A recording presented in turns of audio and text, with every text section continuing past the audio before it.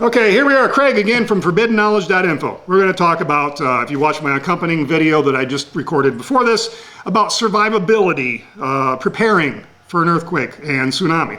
Actually, I'm sorry, tsunamis and earthquakes are part of it, but we're talking about volcanoes here. I'm sorry. Volcano is the main topic because of 5-6 days ago we had a earthquake in Yellowstone that convinced a lot of people on YouTube anyway that this stuff only happens on YouTube, that we're all going to die because of Yellowstone. Well, so watch the accompanying video on that for my rant on that. But okay, survivability of a volcano. Now, basically, I'm going to try to make this as short as possible. You need to go and research some more. This will just give you a primer on this because I did a lot of research for a radio show I just did here an hour before I recorded this. First of all, if you're so fearful of a volcanic eruption, and dying from a volcanic eruption, move away from the volcano.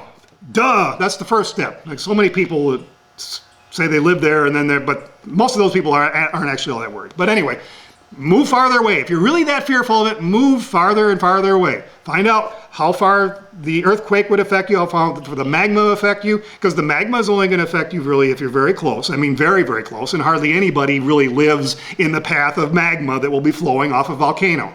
There will also be a lot of airborne rocks and magma and boulders and pebbles and all sorts of things raining down. That could, depending on how bad the volcano is, that could actually go for miles too, but there's hardly anybody that will be affected by that either. So unless you're very, very close, you won't be affected by a boulder dropping on you because a volcano erupted. Okay? You could be hit by, I can't remember the word, they have a particular word for like a landslide, which would include mud and water and rocks and other debris from the volcano. A lot of people do die from that. But again, that's usually South American villages, like there was one in Colombia, for instance, where a whole lot of people died because they were down at the base of a volcano, and this mudslide wiped out the whole town. So the other things you could have to worry about if you're living on the coast. There's one in Japan, for instance, where a whole lot of people died, not 2010 incident, 2011 incident, but there was an incident in Japan where a whole lot of people died of tsunami. The landslide and created a tsunami, also the earthquake, and it wiped out a lot of people, about 15,000 people, due to a tsunami. So if you live right on the ocean and you're near a potential volcanic eruption, maybe you ought to move away from the ocean or move to higher ground or whatever, okay, if you're that fearful about it. So try to position yourself, basically the bottom line is position yourself in a place where you're not going to be immediately killed by a volcano if that should happen. And that would include the mudslides, the earthquakes, the volcanic magma, the boulders and rocks and everything else raining down on you, and tsunamis. So and that's easy to avoid if you just look at your geology and find out ways to avoid those areas. Okay. Now, let's say you're living, okay, we're talking about Yellowstone here. Let's say you're living in Iowa, okay, and you're downwind and you're going to possibly get some volcanic ash. Well, do some studying, you'll find out it won't really be that bad, but you certainly won't be killed instantly by boulders raining down on you, first of all. And you're going to be getting some ash probably. Volcanic ash is pretty lightweight. It comes in all different sizes. The smaller the particle, the farther it's going to go, the longer it'll stay aloft. The boulders won't travel hundreds and thousands. I mean, we're talking about 1,000 miles here or more to Iowa, for instance. You aren't going to be hit by boulders, but you're going to be getting some volcanic ash. It probably won't even be the size of a grain of sand. It's probably going to be fairly microscopic, probably in the tune of about 0.3 microns, maybe 80 microns. They'll be very small. Because they won't travel, they really don't travel very. The smallest ones can travel and stay aloft a long time, get up into the jet stream and travel around the Earth basically until they eventually settle out. So that's the events such as Mount Tambora that happened in 1815 that could happen and could actually wipe out crops. So let's say you're living in Iowa or farther away, okay, because that's what 99.99999% of us are going to be living is, we're not going to be killed by the tsunami, the earthquake, the magma, or the raining boulders, okay? So most of us aren't going to have to worry about that. So let's say you live in Iowa or Ohio or whatever, anything, anywhere, or anywhere else in the world for that matter. There's various things that could of course happen. You could lose power. Very likely you could lose power. You could have ash raining down. If you're close enough, it could be so bad that you probably won't be able to go anywhere. The ash might be accumulating like snow, and they don't plow the roads for ash. They won't really have that ability in those areas, possibly for quite a while. It wreaks havoc on cars. The air filter will help, but it will go through there. If these fine particles go into your cylinders, start wearing down in the oil, in your bearings, and really start working havoc on your car very quickly. So, and besides, the roads will probably be closed or might be too hazardous, or it could be just an instant traffic jam. So don't expect to be able to get away from it necessarily. All right?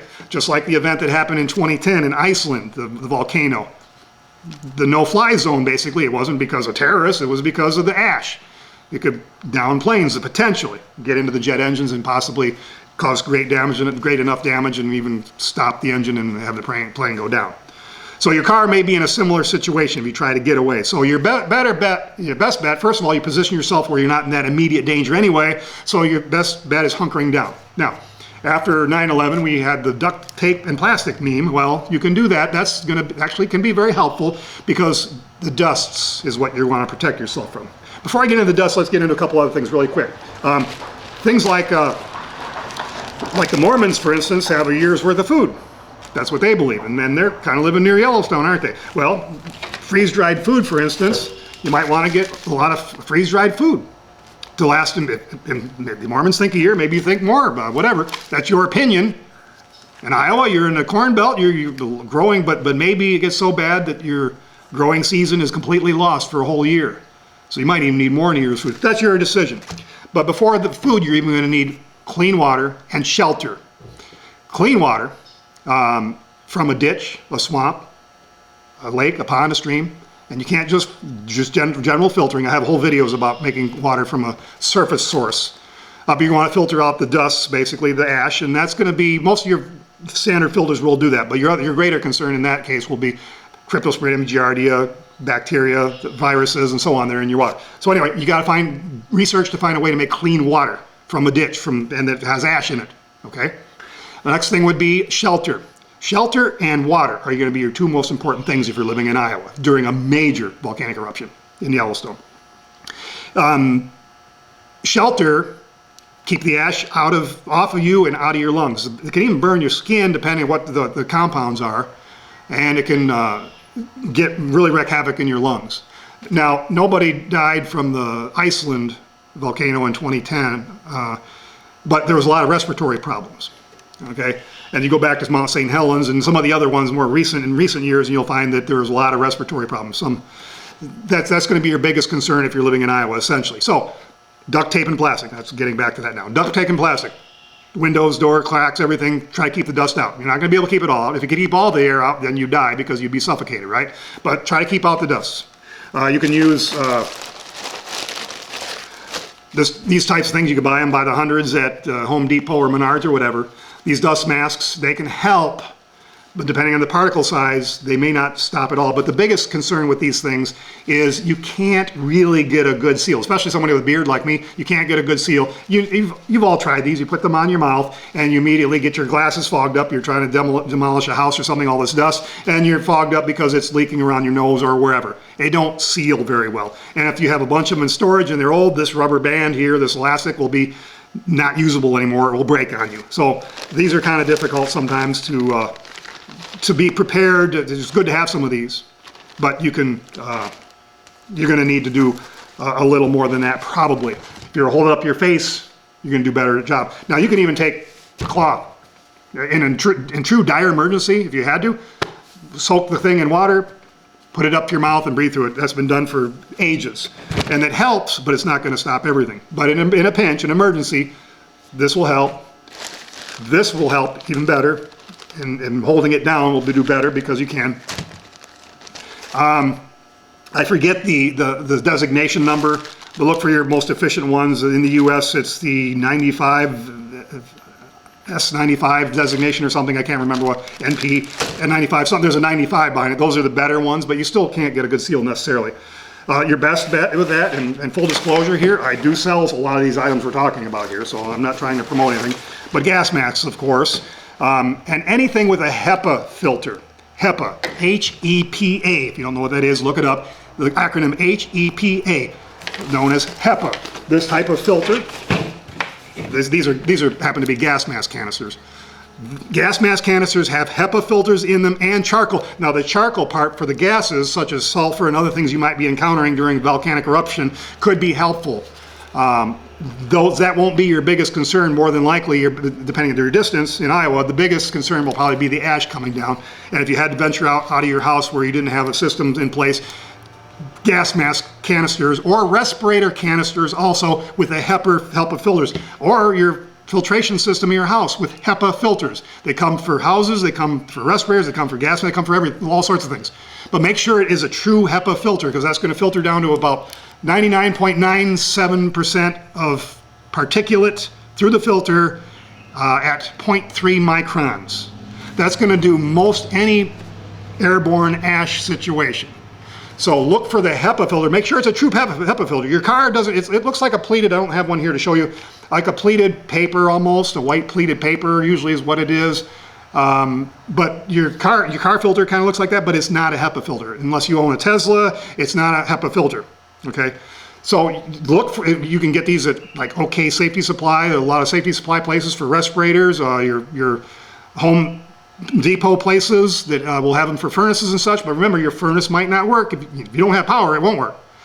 But if your home furnace, you have power, your filter, you can put HEPA filters in your furnace and circulate the air that way as well. But gas masks will do the trick, but you're not going to want to sit there and wear a gas mask for years or whatever. But that's up to you. It depends on how long the situation lasts and how bad it is. So in a pinch, let me see if there's anything else I need to cover. In a pinch, wet down this in your face, these disposable respirators, gas masks, better fit respirators, and HEPA filters in your systems in your home. That's going to, and duct tape and plastic on the windows. Keep in place, shelter in place if you can. Have plenty of food stored so you don't have to, because you may not be able to go to the grocery store, and you might not be able to go to the grocery store for maybe a year or more. Think about that. So food store and a way to make clean water from even dusty, dirty water from the surface. That's your best bet. I think that's about good for this episode. Thanks everybody for watching. So long.